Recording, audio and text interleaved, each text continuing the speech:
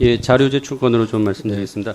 그 산업은행의 그 매각 대상 출자 회사에 대한 정리가 어떻게 되는지 현황 자료 요청했는데 그게 회사별로 출자금, 매각 손익, 평가 손익 등을 구분해서 줘야 되는데 총액만 제출하고 총액만 주면은 제대로 된 분석과 평가가 불가능해서 다시 한번 요청을 드리고요. 또 두 번째로 기업은행에도 이제 홍보 매체별 광고비 및 홍보비 집행 내역 자료를 요청했습니다. 근데 이 역시 총액으로만 제출하고 해서 이제 제가 다시 구체적인 내역을 제출할 것을 요구했는데 아직까지 제출하고 있지 않습니다. 특히 이 자료는 항목이 많아서 열람으로는 대체하기 어렵고 자료를 제출해야 되는 사안입니다.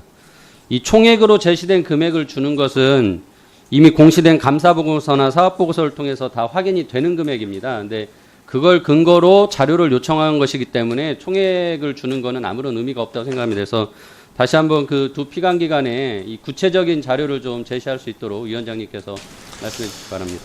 예, 국민의당 최입입니다.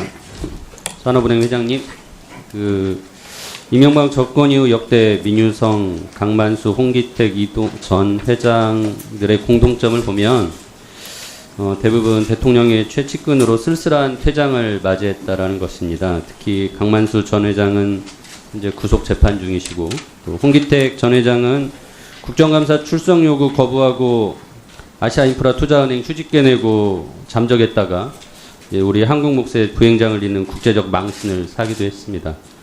그 산업은행이 또 민영화를 추진하다 번복하는 과정에서 잘못된 정책 결정으로 국가적인 낭비와 또 조직 내 갈등이 초래되었고 여전히 그 갈등이 요소가 남아있다고 생각합니다.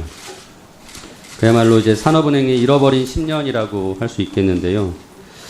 저는 이동구 회장님 새로 취임하셔서 가장 중요한 역할이 산업은행의 위상과 역할을 바로 정립하는 일이라고 생각을 합니다. 국책은행장 수장으로서 정부 정책의 이제 방향성에 맞추는 것도 중요하시겠지만 좀 불합리한 어떤 그런 위에서의 요구나 지시가 있다면 당연히 그런 것에 대해서 맞서는 회장님이 되셔야 된다고 생각을 하고 그래야 아마 우리 은행 구성원들도 보다 이제 책임 있고 용기 있는 모습으로 각자의 일을 임할 수 있다라고 생각을 합니다. 그래서 이 부분 꼭 명심해 주시면 좋겠고요. 회장님께 한 가지 점검하실 사안에 대해서 말씀드리겠습니다. 금감원으로부터 은행회사별 기업대출 현황을 받아보니까 이제 원화대출 기준으로 50조 이상의 대출을 하고 있는 은행이 기업은행, 국민, 신한, 우리하나, 산업, 농협은행 등으로 있습니다. 근데 표 보시면은 산업은행이 연체 금액이 1조 원 조금 못되게 가장 많고 또 연체율도 1.2%로 가장 높습니다. 좀 다른 은행들에 비해서는 좀 최악의 상황이라고 생각하겠는데요. 아마 이제 대우조선 등 대형 기업의 구조조정 때문일 수도 있긴 하겠지만 제가 보기에는 여심 심사 과정에 부실이나 허술한 점들이 없지 않다라고 생각합니다. 그래서 그거에 대한 근거가 최근 4년간 그 직원들의 벌금형 이상의 범죄 기록을 살펴보니까 6건 중 4건이 뇌물수수고 대출에 관련된 사안들입니다. 내부 통제 시스템에 문제가 있다라는 것으로 보여지는데요. 하나의 그 사례를 제가 오늘 좀 설명드리겠습니다.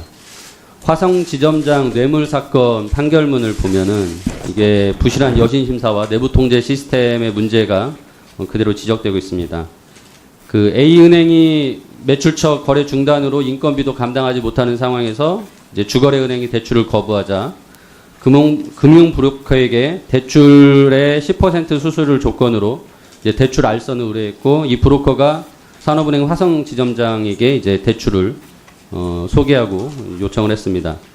화성지점장은 이제 브로커 통해서 회사 그 향후 전망이 안 좋으니까 재무제표를 좀 추정재무제표를 한마디로 마사지를 좀 해라라고 요청을 했고 대출 담당했던 팀장에게 이제 대출 상담을 지시를 했는데 이 담당 팀장은 신용대출이 부적격하다고 생각을 했었어요. 근데 자신의 고과를 위해서는 부당한 지시를 이행할 수밖에 없었다라고 법원에서 또 그렇게 진술을 하고 아무튼 신용대출이 이루어졌습니다. 또 회사는 타인이 보유하고 있던 기계장치를 이제 자기 회사의 것냥 속여서 또 담보대출까지 추가로 받았습니다. 그래서 최종적으로 6개월 동안 4차례 52억 원의 대출이 나갔는데요.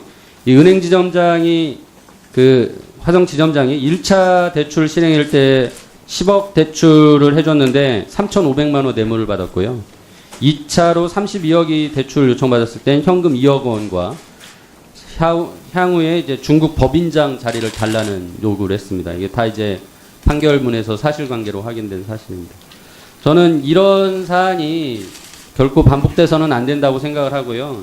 내부 통제 강화하는 1차적인 업무, 그 다음에 여신 심사를 제대로 정비하셔서 이 채권 부실화를 막아야 된다라는 것을 요청드리고, 이런 기본적인 것이 이루어져야만이 산업은행의 위상과 역할이 재정립되지 않을까 생각합니다. 우리 회장님 의견 한번 듣고 싶습니다. 예, 뭐 우려하신 부분에 대해서 충분히 공감을 합니다만, 단지 이 산업은행의 경우에는 대규모 구조조정 기업을 많이 보유하고 있기 때문에 연체율이나 부실 비율이 다소 높을 수밖에 없다는 점은 이해해 주시기 바랍니다. 두 번째로 화성지점장의 경우에는 제가 최근에 보고를 받았고 징계 절차를 완료했습니다. 단지 전체 건수에 비하면 산업은행이 그렇게 많은 것은 아닙니다만, 앞으로는 그런 일이 절대 발생하지 않도록 내부 통제를 더욱 강화하고, 여신 심사 기준도 우리가 시스템화한다든지 해서 계속 개선 노력을 하고 있습니다. 그래서 적극 노력하고 있다는 점을 좀 양해해 주시기 바라고, 단지 우리가 시중은행보다 이런 사고 비율이 높다는 잘못된 인식은 좀 안 가지주셨으면 하는, 저희 최선의 노력을 기울이고 있다는 점을 말씀드립니다. 예, 수고하셨습니다. 최 의원님. 다음은 더불어민주당의 존경하는 최운열 의원님 질의해 주시기 바랍니다. 예, 국민의당 최입입니다. 산업은행장님, 회장님, 금호그룹이 워크아웃과 자유협약을 체결하게 된 가장 큰 위기가 원인이 뭐였다고 생각하신가요? 지금 최근에 자율협약을 말씀하시는 아니요, 겁니까? 뭐 이미 진짜 한 2010년도부터 워크아웃과 자유협약을 체결했었죠. 2010년도에 워크아웃에 들어온 거는 금호그룹 전체의 부실화가 주 원인이라고 생각합니다. 예. 그게 이제 화면 보시는 것처럼 대우건설을 2006년에 이제 6.4조 원 인수하고 또 대한통운 인수하는 과정이었는데요. 이게 모두 다 제가 보기에는 이제 계열사 자금을 동원하고, 그 계열사 자금도 부족하니까 이제 재무적 투자자를 끌어들이면서 풋백 옵션으로 대우건설은 뭐 연 9%의 이자율을 뭐 이렇게 이제 하는 과정에서 결국 이런 문제가 이제 발생했었고, 이때 이제 결국 이런 인수를 결정했던 것이 누구인지 아시죠? 예, 알고 있습니다. 예, 박상구 회장이었죠. 그리고 2009년 하반기에 이게 뻔히 이 풋백 옵션 때문에 문제가 될 것 같아서 산업은행이 좀 선제적으로 PF를 만들어서 도움을 주려고 했어요, 나름. 그래서 대우건설 지분을 매각하라고. 근데 그걸 거부하고 금호그룹은 자기네가 자체적으로 하겠다고 하다가 결국은 뭐 해결이 안 됐죠. 그래서 결국 넘어가는, 그 과정에서도 박상구 회장이 계속 의사결정을 했었던 거고.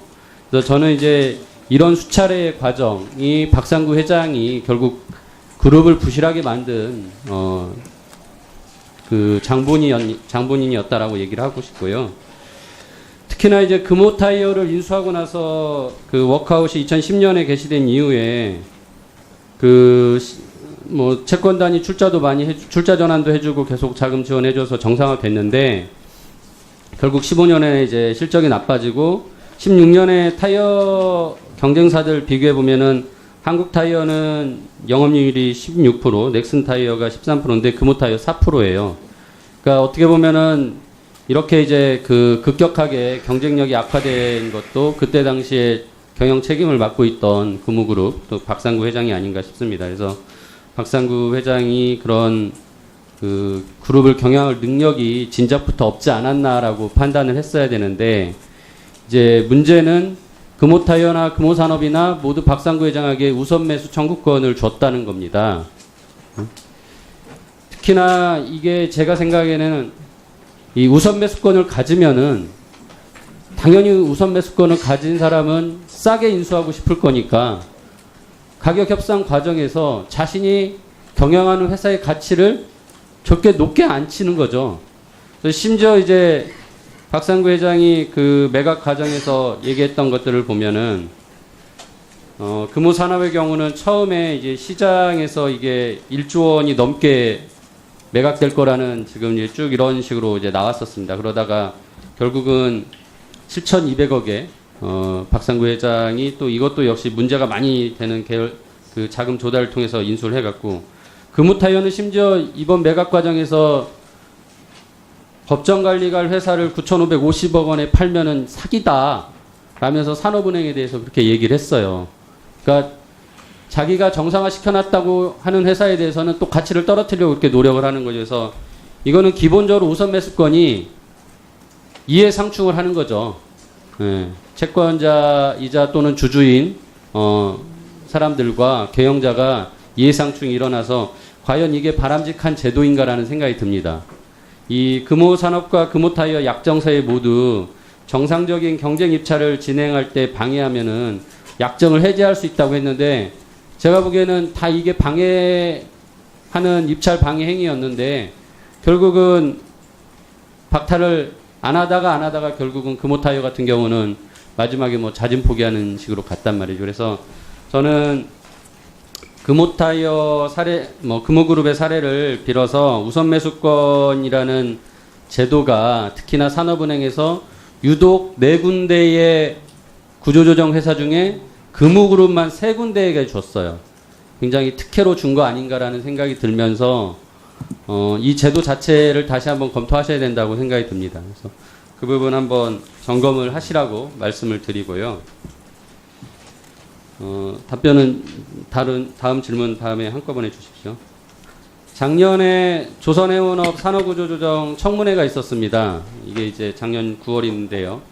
그때 제가 그 산업은행의 감사원 자료를 보면서 2009년부터 감사 실적이 없이 자문료만 챙긴 고문들, 자문들 이런 분들이 있었어요. 근데 그분들이 어떤 분이냐면은 스스로 자기가 대우조선 해양의 사장으로 물러나면서 자기 스스로를 고문으로 선정을 했던 분들입니다. 그래서 그 당시에 나간 돈이 15명에게 22억 원이 나갔습니다. 그래서 제가 그때 이 부분 환수 조치할 수 있도록 알아보라고 말씀을 드렸는데 전 회장께서 법률적 검토를 하겠다.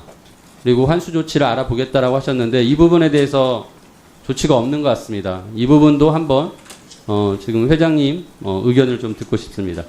두 가지 답변해 주십시오. 네, 먼저 그 부실 책임이 있는 경영진에게 우선 매수권을 주고 한 부분에 문제점을 지적하셨습니다. 지금 저희 법원이나 이쪽에 관행해서 경영정상화 인센티브로 우선 매수권을 주는 경우가 많이 있는 걸로 알고 있고 그 일환으로 산업은행의 경우에도 금호타이어 금호산업의 박상구 회장께 우선 매수권을 부여했습니다만 최 의원님께서 지적하신 것처럼 우선 매수권을 가진 사람에게 경영권을 준다는 것은 본질적으로 이해상충의 요소가 굉장히 많다고 생각하고 그 부분이 매각 실패한 원인이 됐다고 판단해서 제가 더블스타의 매각 실패가 끝난 이후에 박상구 회장님께 협의를 해서 우선 매수권 포기, 경영권 포기, 그에 더해서 상표권까지 포기하도록 확약을 받았습니다. 그래서 그 부분은 해소됐다고 보고 그런 차원에서 앞으로 제도적으로도 다시 검토할 필요가 있다고 생각합니다. 그 다음에 대우조선의 고문료와 관련해서는 내부에서 평가 법률적 검토를 실시한 결과 환수 가능성이 현실적으로 크지 않은 걸로 본 것 같습니다.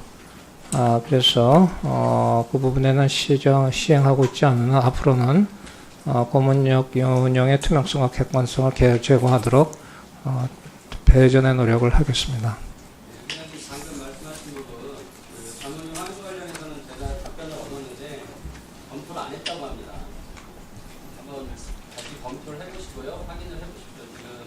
지금 당시에 입사안건으로 롯데그룹에서 신동주 회장이 자신을 계열사의 이사로 이름만 올려놓고 그러고 나서 급여를 받아간 것도 횡령이라고 보고 검찰이 예, 다시 한번 법률적 검토를 해보고 예, 예.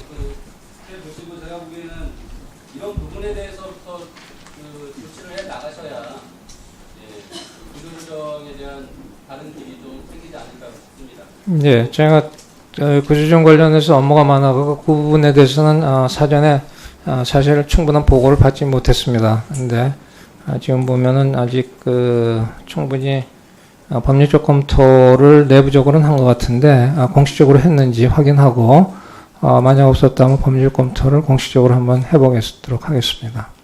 예, 최 의원님 수고하셨습니다. 다음은 더불어민주당의 존경하는 재윤경 의원님 질의해 주시기 바랍니다. 예, 국민의당 최입입니다.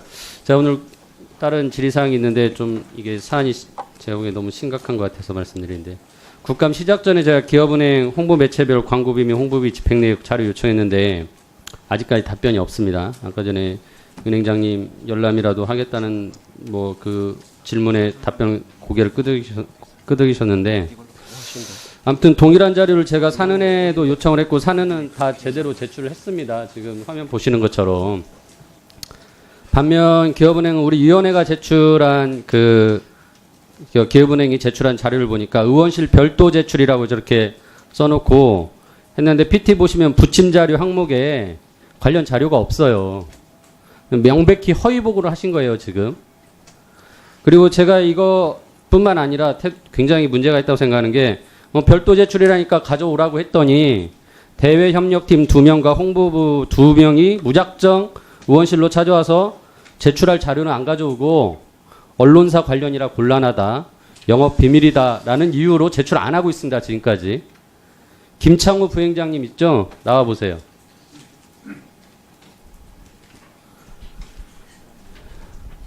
대외협력팀에 자료 제출하지 말라고 혹시 지시하셨습니까?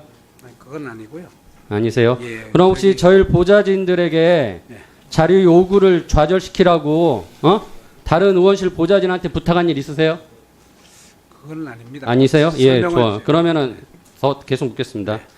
저희 보좌진들이 자료 제출 계속 요구하니까 최이배 의원한테 직접 로비하려고 국민의당 관계자 찾아내서 섭외해서 저를 만나게 하셨죠? 예. 제가 요청하는 자료 가지고 오면 만나주겠다고 말씀드렸고 이 사실을 전했습니다. 그죠? 네. 근데 관련 자료 안 가져오신다고 그냥 만나자고 하신 거죠, 저한테? 좀 설명을 드리고 싶었습니다. 예. 그래서 저 얼굴 보고 만나면은 자료 요청 안 받아줘도 어떻게 무마시킬 수 있을 거라고 생각하신 거예요? 아니 그건 아니고요. 아니, 그러면 왜 자료를 안 가져오시는 거예요? 제가 그저께인가요? 금요일인가요? 오후 4시에 오신다고 그래서 만나겠다고 했는데 자료 안 가져오겠다고 하니까 오지 말라고 말씀드렸어요. 이 피감기관이 국정감사에 필요한 이 자료 제출 회피하려고 소관 의원한테 이런 식의 로비를 한 거는 저는 진짜 있을 수 없는 일이라고 봅니다. 굉장히 이 과정에 저 모욕감을 느꼈어요. 죄송합니다. 심지어 제가 들은 얘기는 저를 설득하려고 제 출신 학교 인맥을 찾아서 제 입에 아는 사람 줄 좀 대봐라 뭐 이렇게 하셨다는데 그것도 사실이죠. 일부 사실입니다. 은행장님. 지금 자료 제출하지 말라고 은행장님도 지시하셨습니까? 지시까지는 아니고요. 예, 지시 안 하셨어요. 그러면은 어떻게든 최입에 자료 제출 무마하라고 지시하셨습니까? 저희들은 현실적인 그런 어려움이 있기 때문에 가서 그러면은 산업은행은 현실적인 어려움이 없어서 자료 제출합니까? 사실 그거는 좀 규모의 저는 답변 필요 없고요. 저는 이 과정에서 기업은행이 기필코 뭔가를 숨겨야 된다라는 것을 더욱더 느끼고요. 두 번째로 피감기관이 이렇게 자료 제출을 우습게 안 하는 것은 우리 위원회뿐만 아니라 저 개인뿐만 아니라 저희 위원회를 우습게 보고 있다는 생각이 들어서 특히나 굉장히 부적절한 방식으로 일 처리하는 이 모습에 대해서 정말 제가 너무 모멸감을 느꼈습니다. 우리 위원장님과 사장 간사님들은 이 부분은 자료 제출 거부로 반드시 고발해 주실 것을 요청드리고요. 저는 더 이상 이 자료 받지 않겠습니다. 이 자료는 뭐 내년에라도 다시 받아서라도 제가 진짜 뭐가 있는지 발표내고 싶습니다.